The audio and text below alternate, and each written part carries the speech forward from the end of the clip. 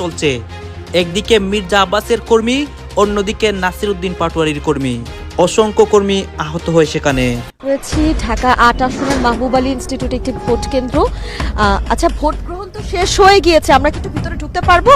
আর দর্শক, আসলে এই কেন্দ্রে এখনো ভোটের ফলাফল জানিয়ে দেওয়া হয়েছে যদিও, তবে ভোটের মালামাল এখানে কিন্তু রয়েছে এবং এই যে ভোটের যে সরঞ্জাম, পোস্টাল ব্যালট, এগুলো কিন্তু সব ঢাকা ৮ আসনের গুলো সেই উইলস লিটল ফ্লাওয়ার্স। ভোটারদের সমর্থনের স্রোত দেখে বোঝাই যাচ্ছে নাসির উদ্দিন পাটোয়ারির সামনে খুব একটা সুবিধা করে উঠতে পারছেন না প্রতিপক্ষ মির্জা আব্বাস। তবে কি শেষ পর্যন্ত মির্জা আব্বাসকে পরাজিত করে ভোটের লড়াইয়ে বিজয়ী হতে যাচ্ছেন নাসির উদ্দিন? দর্শক, এবার ঢাকা ৮ আসনের রাজনীতিতে উত্তপ্ত পরিস্থিতি।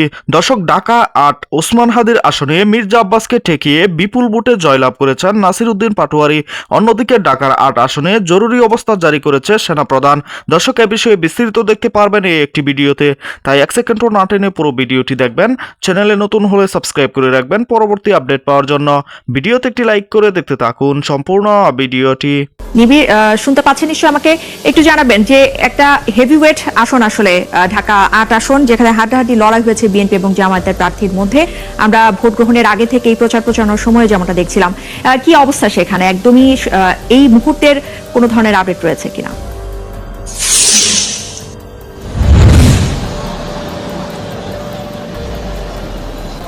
ইশরাত, যেমনটি বলছিলেন যে খুবই হাড্ডাহাড্ডির লড়াই হচ্ছে এবং এখন পর্যন্ত আমরা প্রায় 10টির মতো ভোট কেন্দ্রের ফলাফল। তাই এলো ইনোভার, যেন আপনি লাইফে থাকেন রেডি প্রতিদিন। ইনোভার, ডিজাইনড ফর নাও পেয়েছি এবং এই 10টি ভোট কেন্দ্রের যে ফলাফল, তাতে করে আমরা যেমনটি দেখছি যে প্রায় 1000 খানেক ভোটের ব্যবধান এবং এখানে এগিয়ে আছেন বিএনপির মির্জা আব্বাস এবং তার সাথে প্রায় 1000 ভোটের ব্যবধানে পিছিয়ে আছেন 11 দলীয় জোটের মনোনীত প্রার্থী নাসির উদ্দিন পাটোয়ারি। এবং জানিয়ে রাখি যে এখন আমি আছি সিদ্ধেশ্বরী উচ্চ বালিকা বিদ্যালয় ভোট কেন্দ্রের সামনে এবং এখানে মোট 3টি ভোট কেন্দ্র রয়েছে। ঢাকা ৮ আসনের 82, 83 এবং 84 নম্বর ভোট কেন্দ্রটি এখানে এই স্কুলের ভেতরে অবস্থিত। যদিও আমরা দেখছি যে এখন পর্যন্ত এখানকার একটি কেন্দ্রের ভোটও কিন্তু আসলে ভোটের ফলও কিন্তু প্রকাশ করা হয়নি। আমরা বেশ কয়েকবার ভেতরেও গিয়েছি, যখন ভোট গণনা হয়েছে তখনও আমরা ভেতরে ছিলাম, কিন্তু আসলে আমাদের ছবি নিতে কিন্তু বাধা দেওয়া হয়েছে। বিশেষ করে 82 নাম্বার যে ভোট কেন্দ্রটি রয়েছে সেটির কিন্তু ছবি নিতে বাধা দেওয়া হয়েছে। এর কিছুক্ষণ পর আমরা 83 নাম্বার যে ভোট কেন্দ্রটি রয়েছে সেখানে গিয়েছিলাম, সেখানে কিন্তু আমরা দেখেছি প্রায় শেষ পর্যায়ে ছিল। এখন থেকে প্রায় 2 ঘন্টা আগে সেখানকার যে ফলাফল কিংবা ভোট গণনার প্রক্রিয়া সেটি কিন্তু সব শেষ পর্যায়ে ছিল, তবে এখন পর্যন্ত সেটিরও ফল ঘোষণা করা হয়নি। তো আমরা দেখছি যে সেনাবাহিনীর সদস্যরা কিছুক্ষণ আগে তারা এই ভোট কেন্দ্রের সামনে এসেছেন এবং তাদের একটি দল তারা এই ভোট কেন্দ্রের ভেতরে প্রবেশ করেছেন।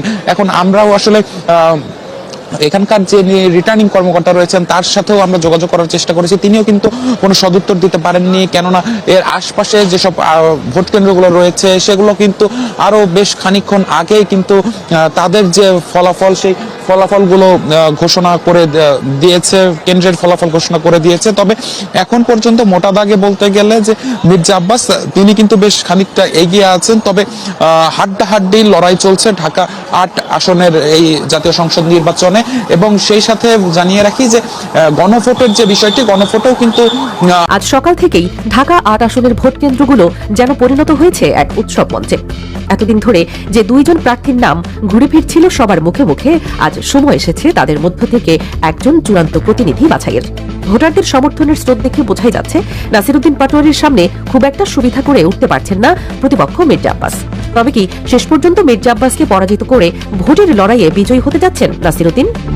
রাজধানীর নিউক্লিয়াস খ্যাত ঢাকা ৮ আসনের নির্বাচনী উত্তেজনা এখন পৌঁছে গেছে চরমে। প্রতিদ্বন্দ্বিতার একদিকে আছেন বিএনপির স্থায়ী কমিটির সদস্য ও অভিজ্ঞ নেতা মির্জা আব্বাস, যিনি দীর্ঘ রাজনৈতিক জীবনের অভিজ্ঞতা, জনসম্পৃক্ততা এবং স্থানীয় প্রভাবের কারণে গড়ে তুলেছেন এক সক্রিয় ভোট ব্যাংক। তিনি একাধিকবার দায়িত্ব পালন করেছেন জাতীয় সংসদ সদস্য এবং বাংলাদেশ সরকারের মন্ত্রী হিসেবে। এবারেও নিজ আসনে তিনি চালিয়ে যাচ্ছেন এক জমজমাট প্রচারণা। বিপুল সংখ্যক কর্মী এবং সমর্থকদের সাথে নিয়ে পুরো আসন জুড়েই তিনি বিস্তার করে নিয়েছেন এক শক্তিশালী প্রতিনিধিত্ব। অপরদিকে 11 দলীয় জোটের প্রার্থী ও এনসিপি নেতা নাসিরউদ্দিন পাটোয়ারি ইতিমধ্যে নিজেকে উপস্থাপন করেছেন এক নতুন ধারার রাজনৈতিক শক্তি হিসেবে। প্রচারণা চলাকালীন তিনি বলেছেন, এই আসনের নির্বাচনে তিনি অবস্থান নিয়েছেন দুর্নীতি, চাঁদাবাজি ও অবৈধ দখলদারদের বিরুদ্ধে। সেই সাথে বিএনপি ও তাদের পেশি শক্তির রাজনীতিকে কঠোরভাবে সমালোচনা করেছেন এই নেতা। পাশাপাশি তিনি ইনসাফ ভিত্তিক ঢাকা ৮ এবং শহীদ ওসমান হাদির হত্যাকাণ্ডের ন্যায্য বিচার নিশ্চিত করতে কাজ করার প্রতিশ্রুতি দিয়েছেন, যা অনেক ভোটারের মনে জাগিয়ে তুলেছে একটি পরিবর্তনমুখী ও ন্যায়পরায়ণ আধুনিক প্রতিনিধিত্বের ধারণা। ফলে এই দুই প্রধান প্রতিদ্বন্দ্বীকে ঘিরে ঢাকা ৮ আসনের নির্বাচনী প্রচারণায় শুরু থেকেই ছিল এক আলাদা উত্তেজনা।